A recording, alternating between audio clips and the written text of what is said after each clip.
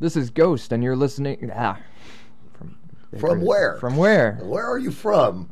From Pluto, actually. One of my favorite dogs. Really. Yeah, when I was a kid, that was a planet.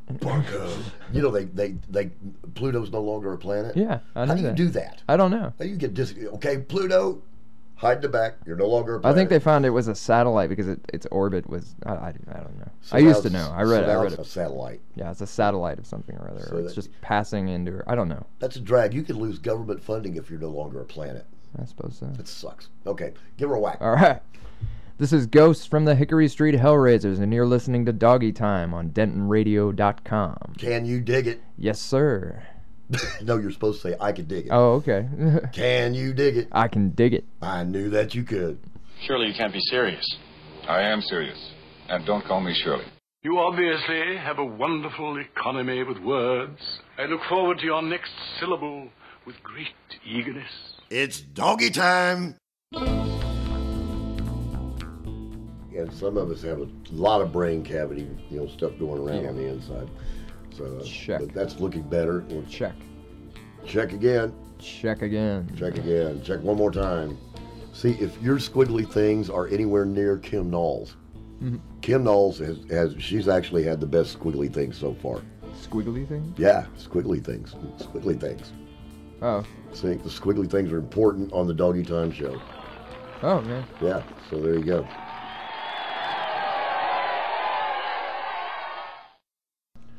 Pause up, my cats and kittens. You are listening to Doggy Time on DentonRadio.com. I am your host and humble narrator, Bone Doggie, here to remind you that a little sincerity is a dangerous thing, and a great deal of it is absolutely fatal. And so, as we flip off into the 19th, that's right, my cats and kittens, the 19th episode of Doggy Time here on DentonRadio.com.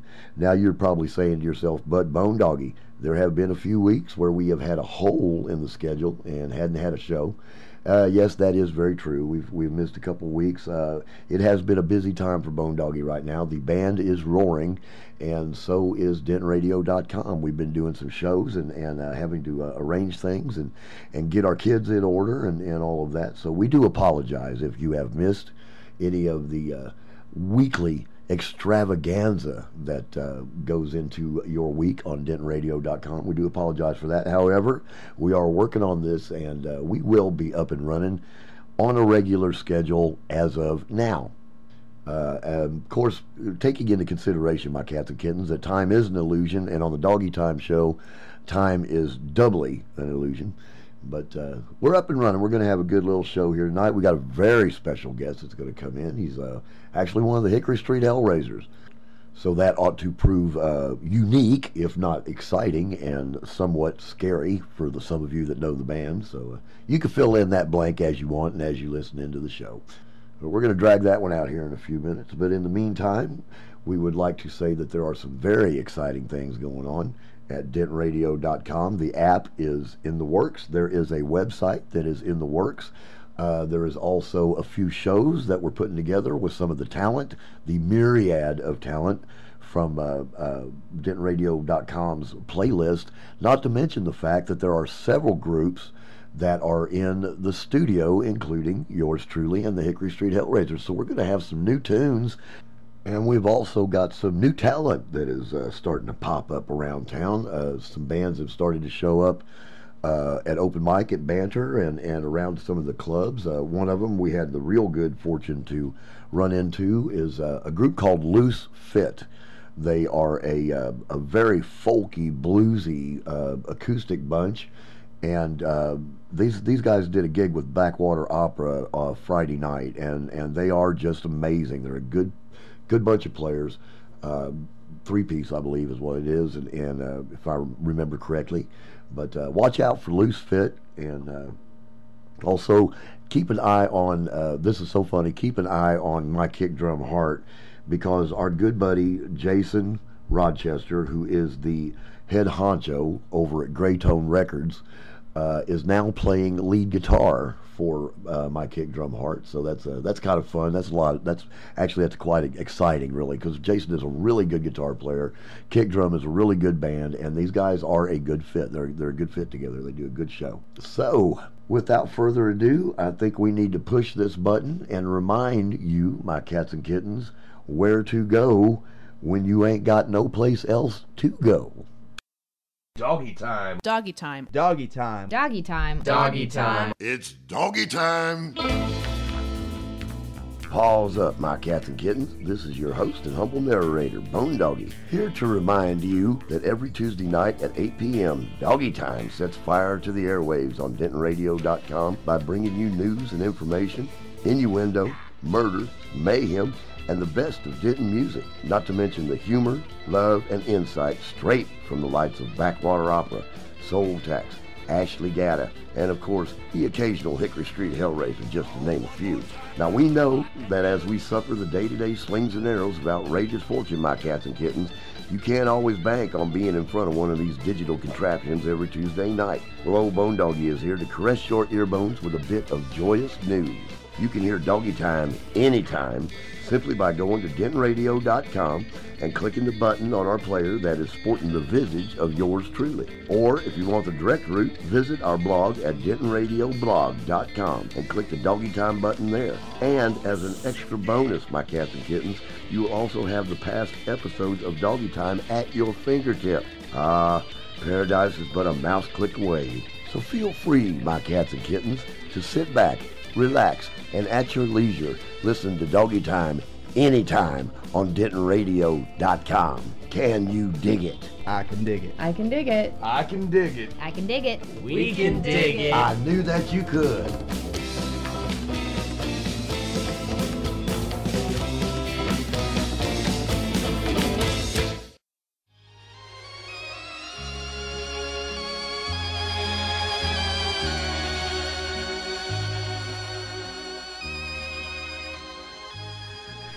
Now, friends, another edition of Bam Bam Cares. If Carmen Sandiego and Waldo had a baby, you'd never find that kid. Bam Bam Cares. Tune in next week, friends, for another edition of Bam Bam Cares.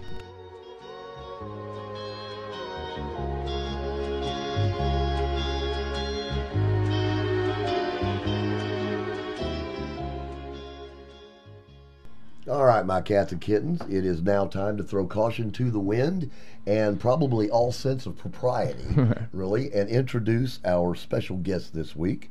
He is a published author. He is a musician. He is bon vivant around town. He is also the guitar player for the Hickory Street Hellraisers, and we have suspicion that he runs Black Ops for the CIA. He is none other than Ghost.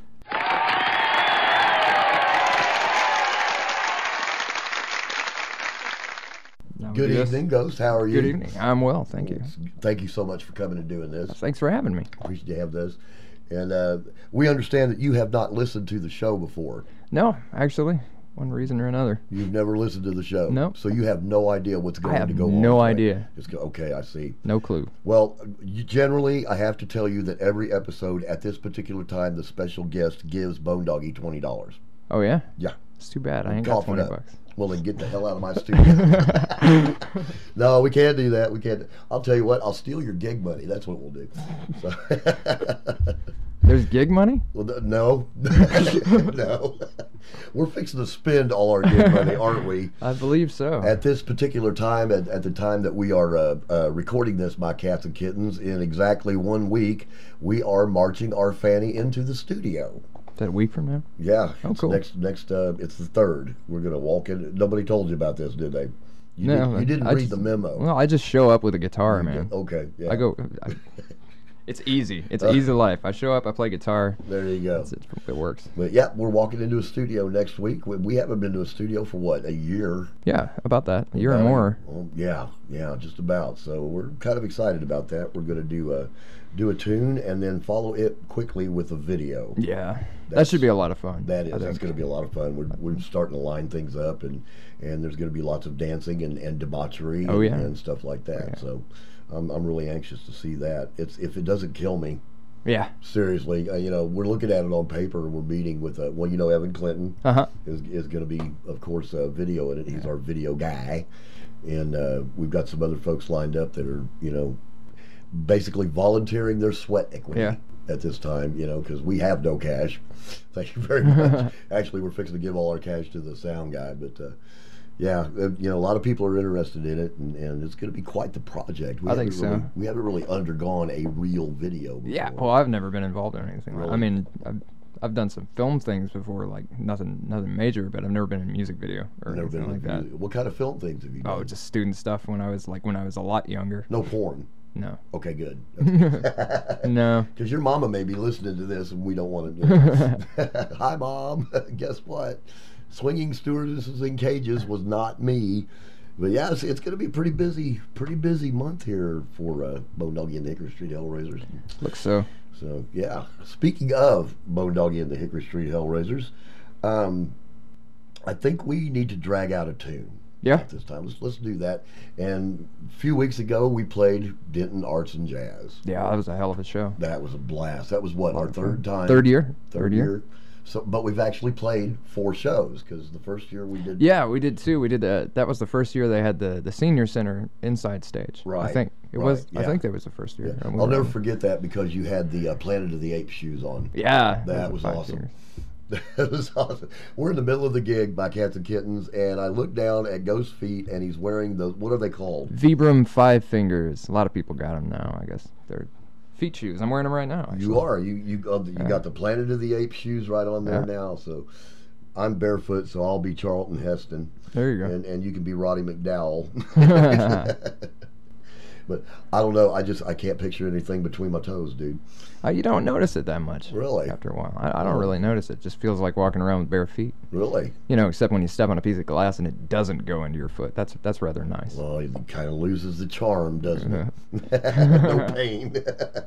All right. Well, okay. We're going to take your word for it because I'm not sticking those things. So anyway, Arts and Jazz was a great show. We were kind of weirded out about being stuck over there on McKinney Street. Since they switched all the stages. Yeah. But it worked out well. Yeah, we had an excellent crowd. We did. A lot of people showing up as they were going out and that was sticking the thing around. I was always was going to be fascinated with is as people were leaving Arts and Jazz, and when you look up on stage, even if you have no idea what's going on, and you see the Hickory Street Hellraisers, you're going to stop. Oh yeah. You're going to stop and at least what in blazes is that going on up there. And I was watching them, the entire time we were up there, and I was watching them, and people were stopping. They'd stand and stare for a little while. Then they'd finally just sit down, and so the crowd grew the entire time we were playing, which was kind of fun. Yeah. It was a good show. It was. And we were on, played some new tunes. Mm-hmm. And I think one of the tunes we ought to play now is one of the new tunes. Yeah, let's do Kitchen Pros. What do you think? Kitchen Pros and Gutter Rhymes. That's one of our death songs. Yeah. That's a really great one. As a matter of fact, that's the one we're waltzing into the studio next week. Yeah. So that's it. And it'll be our first video. So, my cats and kittens, without further ado, we are going to do a live cut from Denton Arts and Jazz Festival of the song Kitchen Pros and Gutter Rhymes. You are listening to Doggy Time on DentonRadio.com. Can you dig it? Yes, sir. I can dig it. See, you did it again. He can dig it. So here we go. Push the button, Max. How you doing, Arts and Jazz? You doing all right? I'm glad you are. All right. Now, my cats and kittens, I don't know if you know or not, but the better bulk of this stage is Irish. And what's better for a Saturday night than a good old-fashioned Irish death song?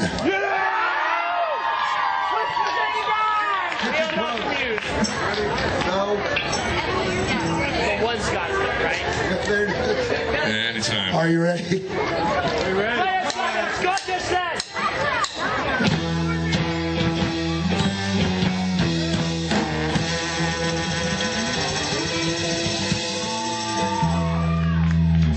Gather round and listen to a story. A tale of love and loss, and someone dead. A soul that would not rest after breathing her last breath. And ended up inside my head. Oh, I remember! It was December. The sky against the drop was just upon the floor. The snow was falling. They calling for Illinois. I was shattered, broken and battered. A void left in my heart and soul. Through the bleakness, I was speechless. Melancholy took its toll. To put a tattoo of her name inside my forehead. I know it's morbid, but she's always on my mind. Though my lady wife is dead, she still floats inside my head. Makes me sing my love, church and crows and gutter.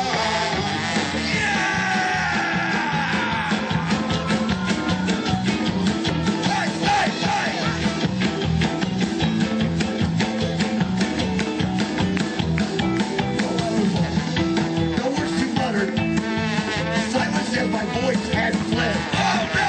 While I'm grieving, I started singing. And the ghostly arrow jumped inside my head.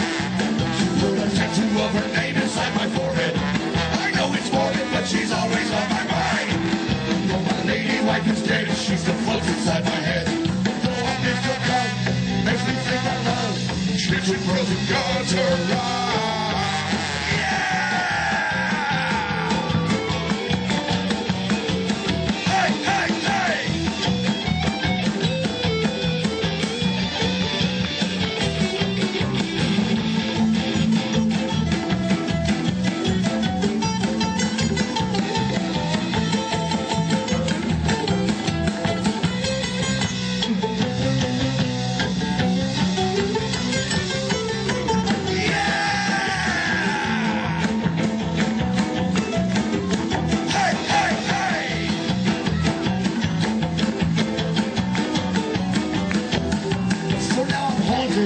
Not what I wanted. A dead chick in my head forevermore. Oh, no!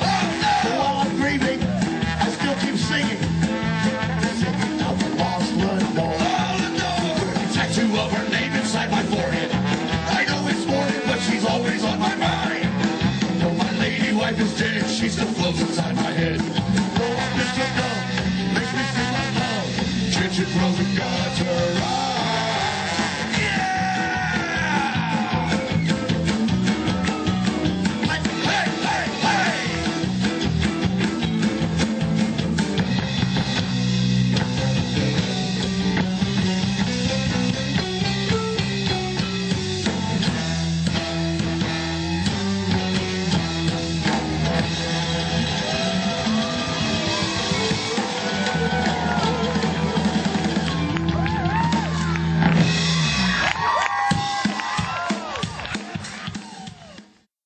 Hey, Doggie. Hey, Ghost. We should do something in a Western style. Yes, we should. We should. That sounds cool. How about a good old Fort Apache massacre type setting? So, one day in the wild, wild west.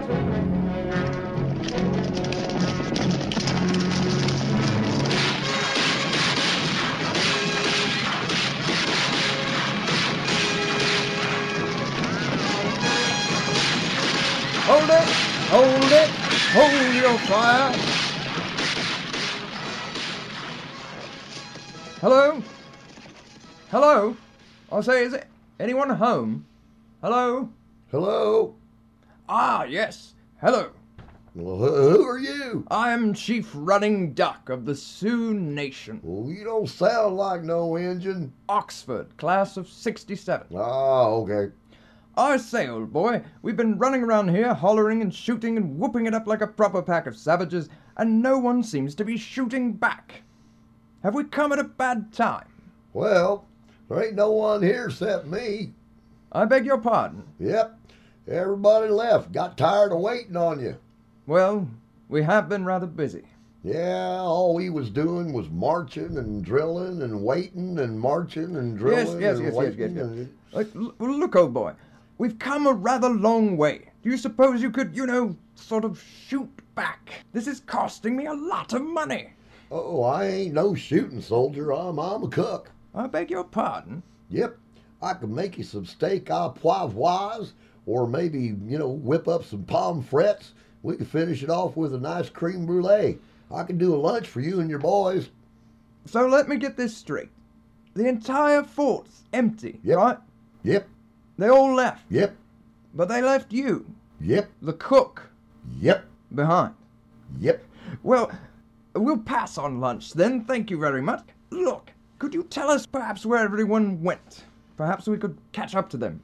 Well, they all packed off to some place called Denton. Said something about catching some live music and knocking back a few cold ones.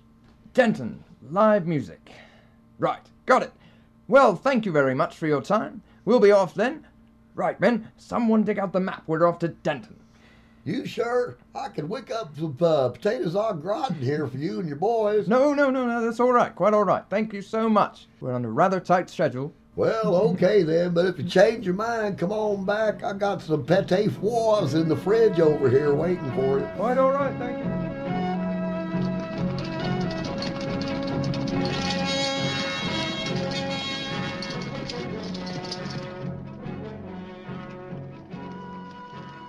What is it? Where It's at the top. Oh, okay. See We're where it starting. says, hey, You see, you- you pointed here. Yeah, I pointed right there, and, Oh, okay. and now you got to start reading. Oh, wait a minute. I got to start reading. Hang on. All right, my cats and kittens. And speaking of live Denton music, the great places that you can go watch live entertainment, we've got Andy's Basement Bar and Grill, which is 122 North Locust Street. Dan Silverleaf, 103 North Industrial Street. Abbey Underground, which pays host a lot to the Hickory Street Hellraisers, is on 100 Walnut Street. Haley's, 122 West Mulberry. Rubber Gloves Rehearsal Studio, 411 East Sycamore. Banter, good old Banter, 219 West Oak Street.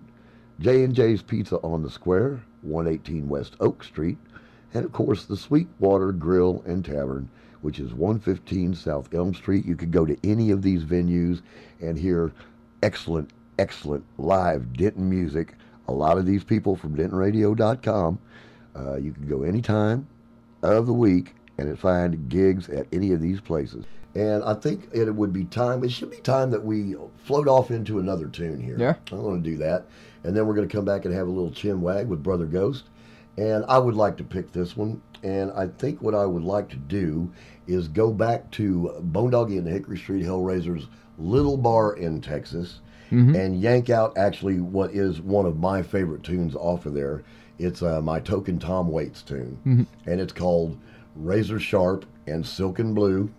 So that sound like a decent one to you? Yeah. Okay, we're You going bet. to do that one then.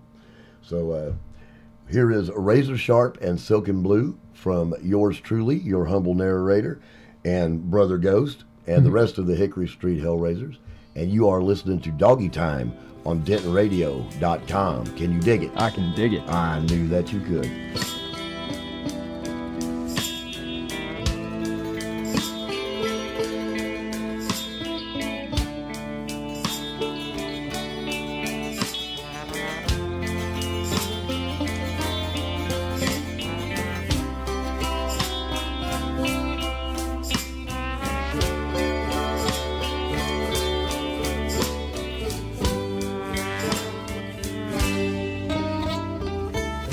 This old town's the same as the one before. Hotels and solitaire, empty bars and wooden floors.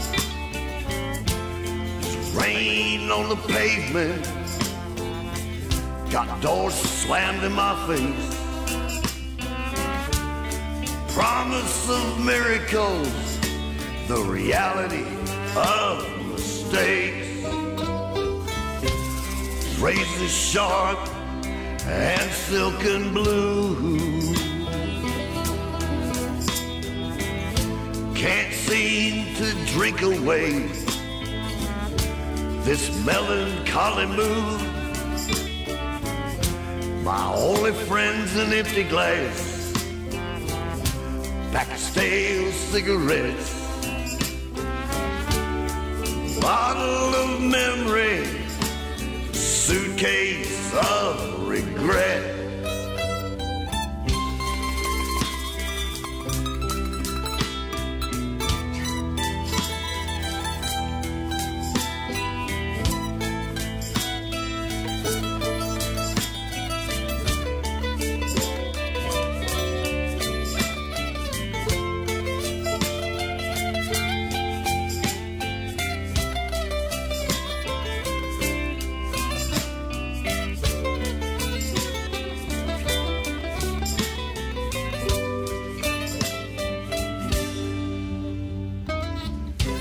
Got 1,000 miles of highway on these worn out shoes. Bus station breakfast, train station blues. I'm selling my soul one door at a time. Got me pennies in heaven while hell's full of dimes. Razor sharp and silken blue. Can't seem to drink away this melancholy mood.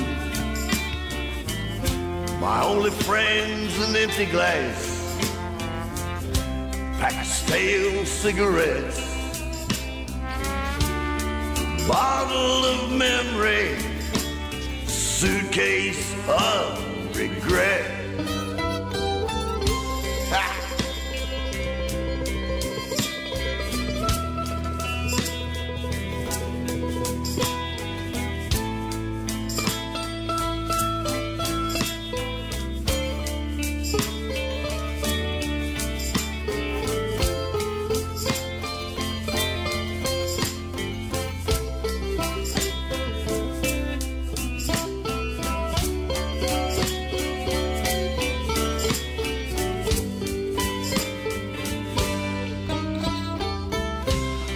Razor sharp and silken blue.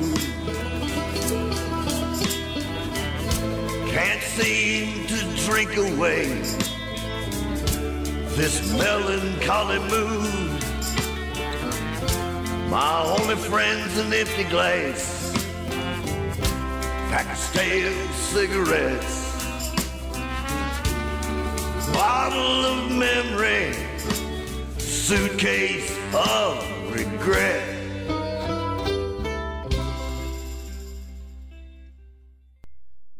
See, that I can catch because I do a lot of those. I do a lot of those same kind of odd voicings kind Right. of thing. Remember, I pretty much play on the top 4 strings. Yeah, you do, and that's probably one of the strongest things that for the Hellraisers. I think that's one of the strongest things that the guitar does is you play up in that register because you're competing with an Irish bouzouki. Yeah. You know, which is a high register as well. So, you know, and when we had the Mandy and all that stuff, so that was even bigger battle. Yeah. So, all right, my cats and kittens, we are back. That was Razor Sharp and Silken Blue, and we are having a little chin wag here with our special guest, Ghost, or his Christian name, Christopher Moorhead. Yep. Or Christopher Ghost Moorhead, I guess that's how you say it. Yeah. And one of the things I wanted to ask you about is you are actually a published author. Yeah. You did a book. I wrote a role-playing game. It is a Tabletop role-playing game, like the old Dungeons and Dragons. You know, back when people actually, sat at a table and like face-to-face talked to each other. You mean you didn't do it on the internet? Yeah. Oh, okay. Yeah, so it's an analog. Yeah, analog game. Dice and stuff. And nerds. So what prompted you to write a book? Well, I was when I was young, I used to play Warhammer and Dungeons and Dragons and a lot of the old role playing games. I mean, Right. as early as when I was like 9. For my generation, it was Risk and stuff like that. I played. Yeah. I love Risk too. Risk, love yes. Risk. Oh my gosh. But I don't know. Like I think part of it was because I have the greatest case of ADHD you can get, and Yeah, so you like do. a lot of those books, I couldn't get my head around all the rules of them because I was so young. Right. And so I just decided, well, I'll just write my own. So I took little pieces of this and that, and I ripped off a whole bunch of Nintendo video games and just started writing this thing. Right. I started when I was about 12, and that just kept going because my friends liked to play it a lot, and they were all Right. like, "Oh, well, we don't want to play D&D. We want to play your game." I was like, "Okay." That's awesome. And so every week, well, it was more than what they bargained for because every week I would come back and I'd have changed the rules. Of course like, you well, have, I was yes. like, "Well, this didn't work, so we're going to do it this way." Right. And that just kept going and going, and eventually I decided, well, I had to give this thing a shot and publish it. So I put it together. I got some artists. All of my artists were unknowns. The artwork in this book is beautiful. It's absolutely gorgeous. But what's the name of the book? It's called Cycle of Existence. Cycle of Existence. Okay. And doesn't necessarily roll off the tongue, but no, knowing in retrospect, I probably could have picked a much better title, and I think about that all the time. But yeah, it's this here book would have worked real good. Yeah, this here book, this here role playing book. There you go. But yeah, so I guess I found most of my artists on DeviantArt, it's real neat because a lot of them are pretty much all of them have won awards or have gone on to do some really great things. It's absolutely gorgeous. Cool. That was one of the things I've noticed about it. And who published it? How did you go about that process? Oh, I started my own company. You published it? Yeah, I published it. Okay. In the role-playing game industry, that's generally how you go. The major publishers stick to their own books. Like Wizards of the Coast does Dungeons and Dragons, and White Wolf does the vampire games and the werewolf games and all that stuff. Right. The World of Darkness is what they call it. And then but they don't really take submissions like a traditional publishing company. So you don't send it out and shop it. Pretty much if you have your own game, you're stuck starting from scratch. Really? So I put the whole thing together. I got the artists together. I did all the graphic design. I wrote the book, and then I had it printed. I guess I had it printed somewhere up in Montana or something like that. Right. And then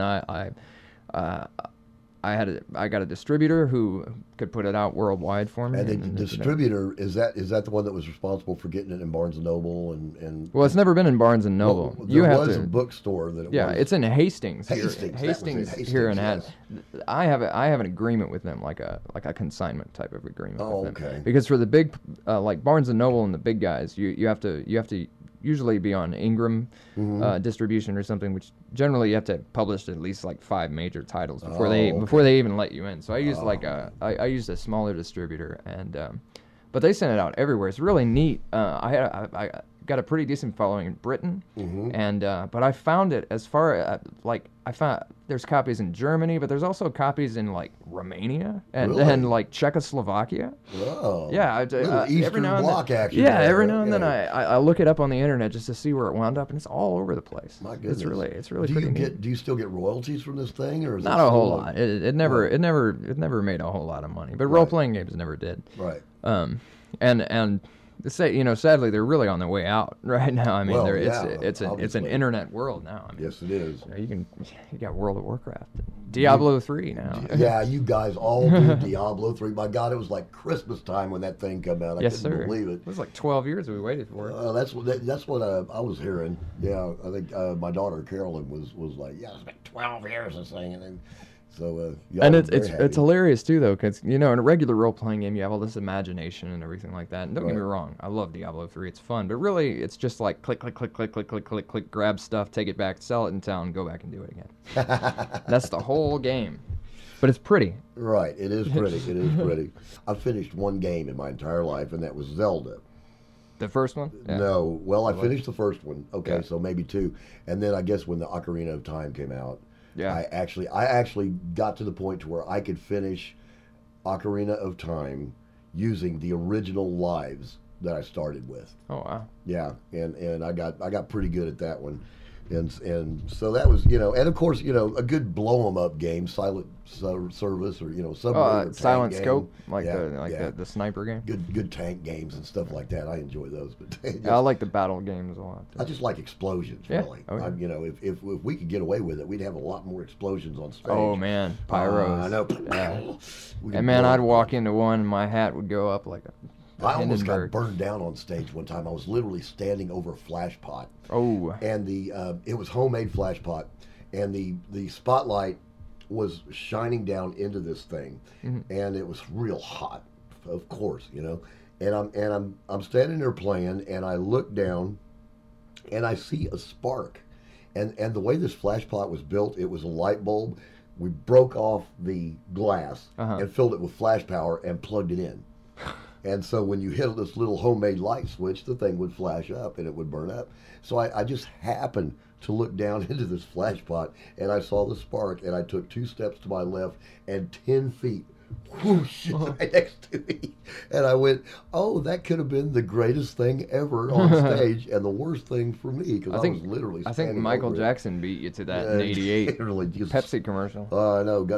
It was basically the same thing as getting set on fire on stage.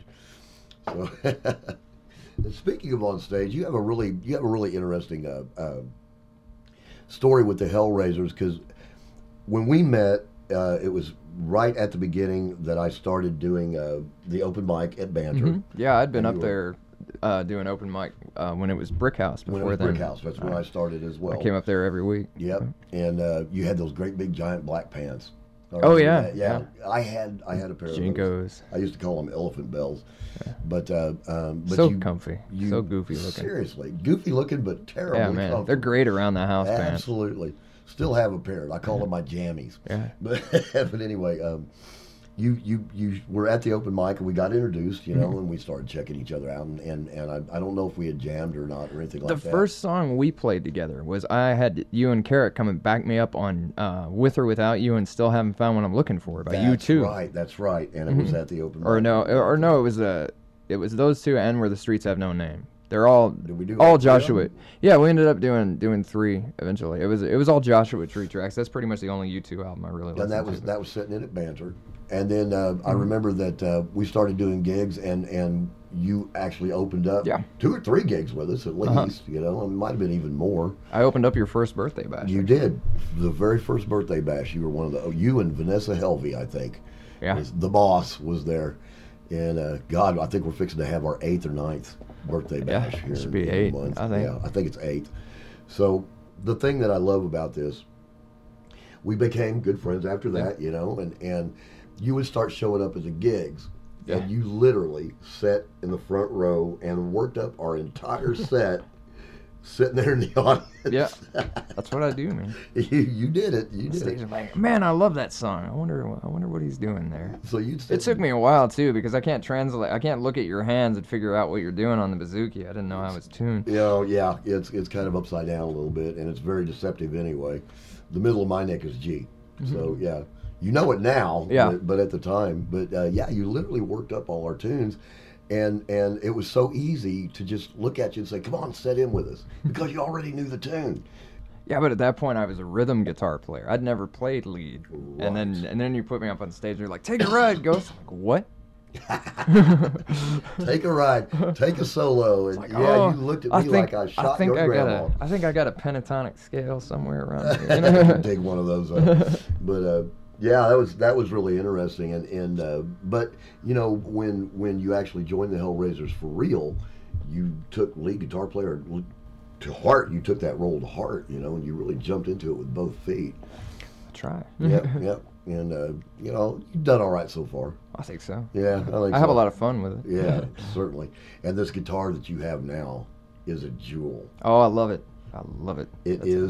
Tell the cats and kittens what you got. Go. It is a Schecter Corsair limited edition.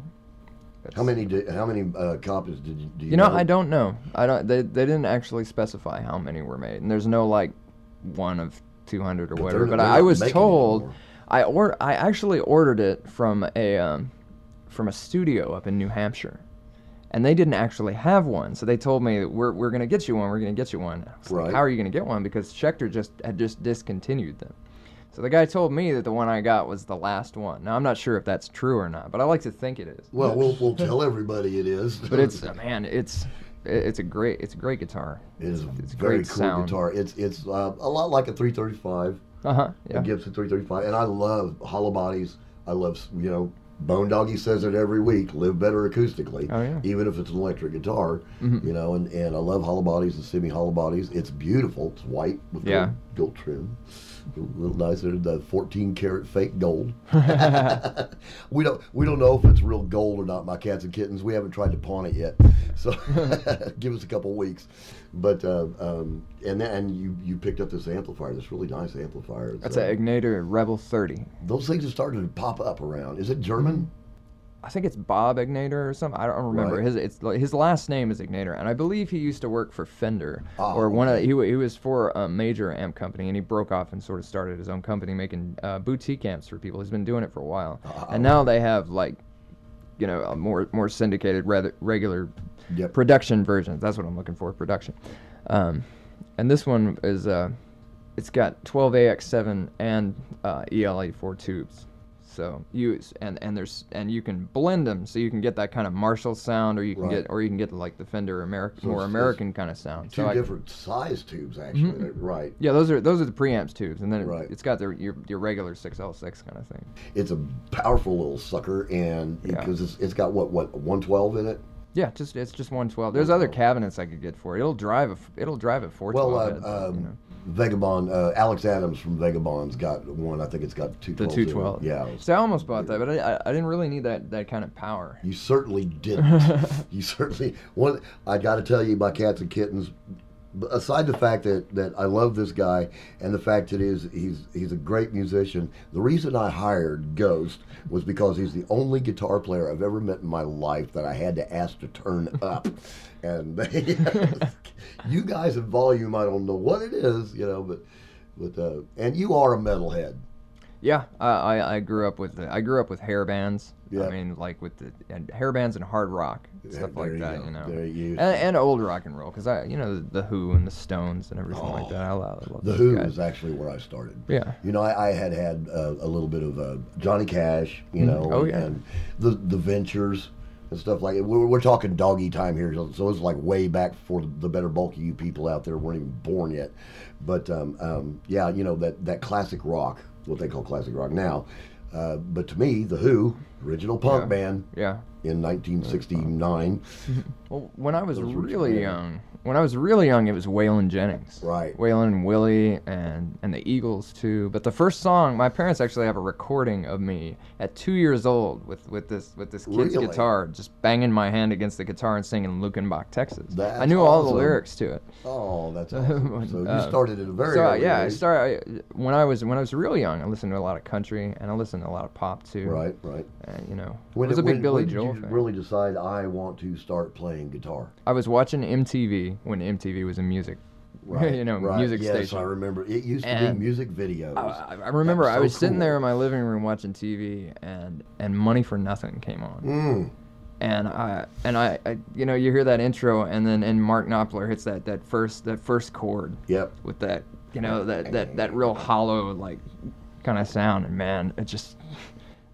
I had to play. I was like, I gotta be able to do that. I gotta tell play you, guitar. I saw the Who on a late night rock concert show, and at the time I was a drummer. I started out playing drums, and I saw the Who and I saw Keith Moon. That's when I decided I want to do that. Oh, yeah. And then he kicked over his drums and set the stage on fire, and I said, I really want to do that, and I'm still doing it now. So that's awesome.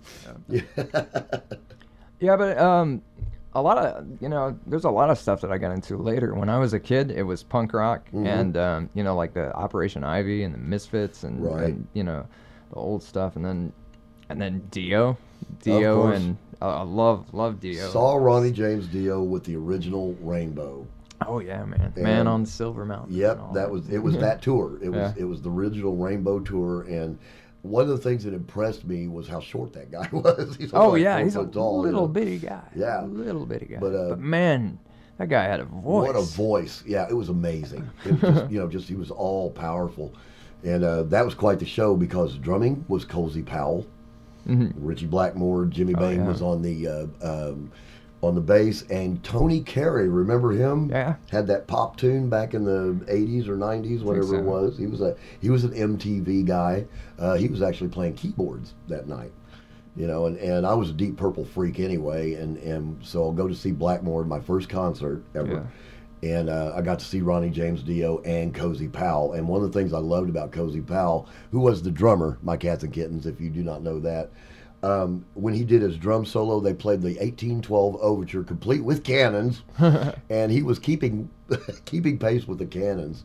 And at the time, I was still a drummer, and I just, that's all, cool. Explosions and drums. You can't ask for more, And then, and now it's all culminated into the Hickory Street Hellraisers. Yeah. And you talk to guys, and they get into a style. They learn a style, and sometimes they stick there. They stay there forever. No, I don't want. If it ain't punk, it ain't music. Yeah.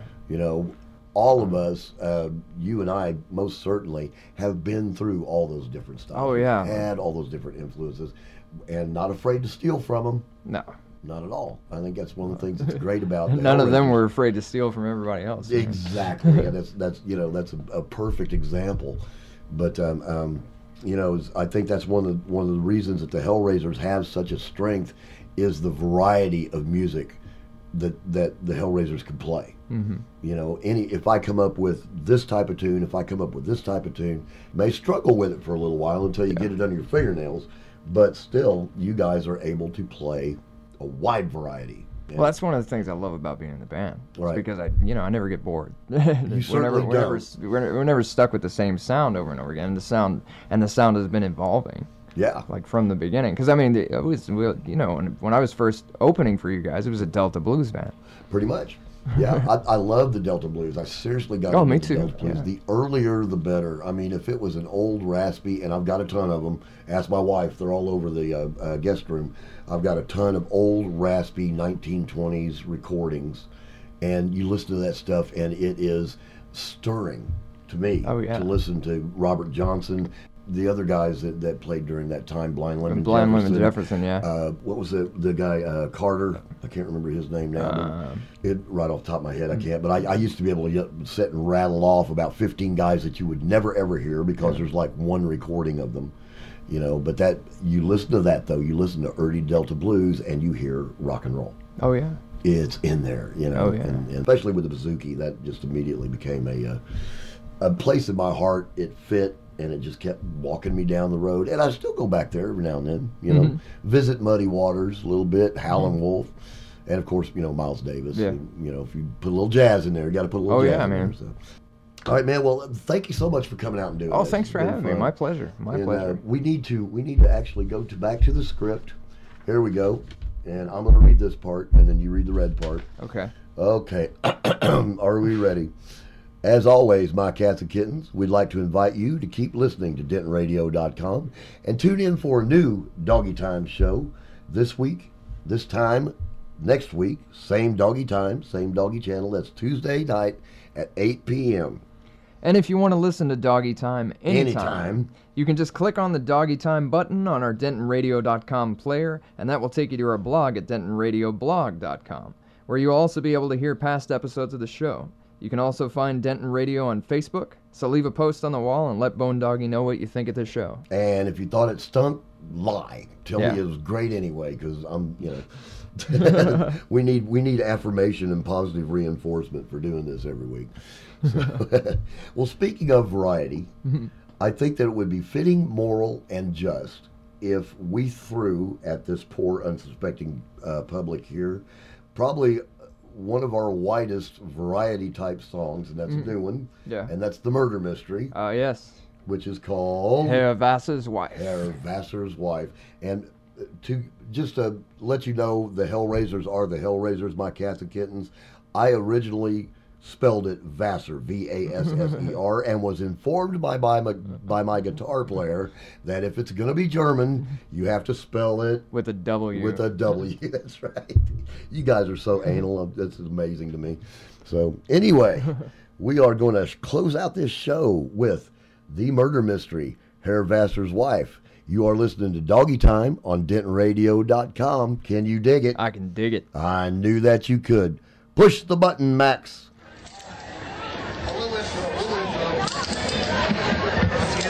All right, my cats and kittens. Some of you that know us very well, we have been promising for a couple weeks to spring something on you. This song right here, we've got to say, we have only played it in front of human ear bones one other time. And we had a good time doing it, so we decided we'd give it to you all tonight. You're much more deserving anyway. That's right. So, what key is this in? D minor, I believe. D minor. I got one of those. I got one here and I got one up here too. And down here. I got a few. D minor. Here we go. Ready? Here we go.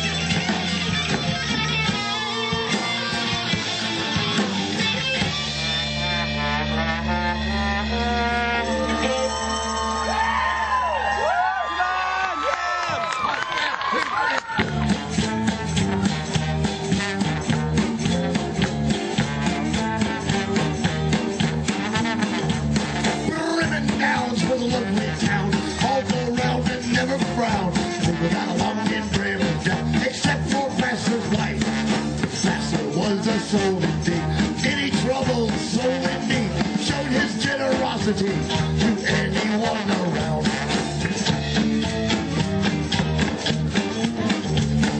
Pastor's wife was a mean old bag, dirty rag, shopped and dag. All she did was nag, nag, nag. That was Pastor's wife. Said one dark and stormy night, Pastor's wife lost her life. Met her fate to a butcher's knife 47 times. They come from miles around to put her in the ground. Then they dug her up again, buried her upside down.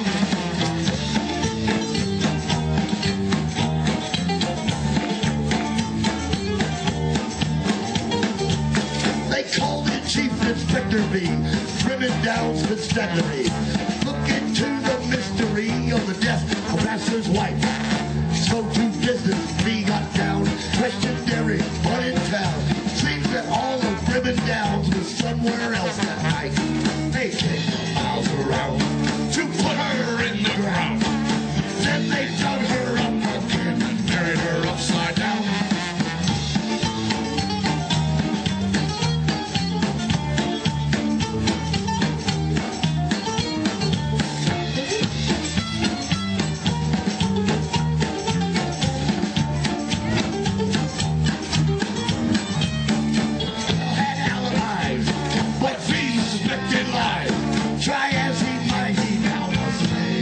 His reputation's lies. No one knows who killed their pastor's wife.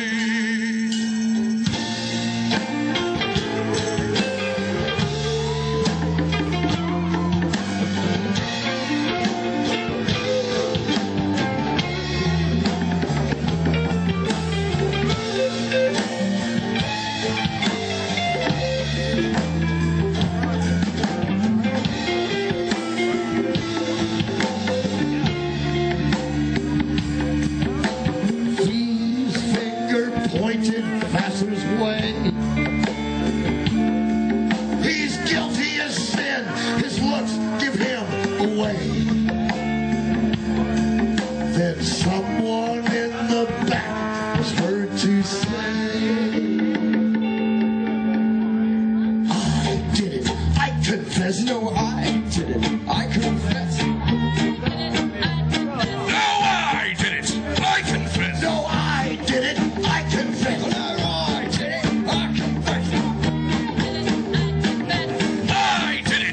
confess. We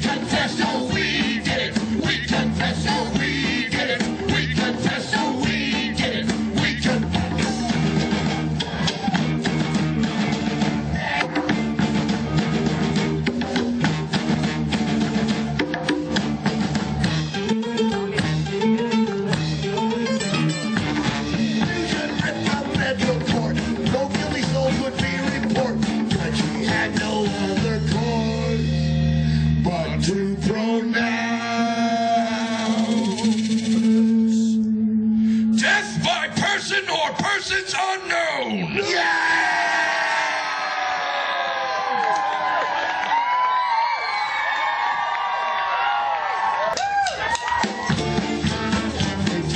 Let's go round and never frown. All got along and driven down.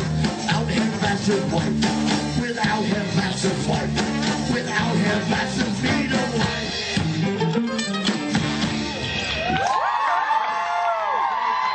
Thank you so much.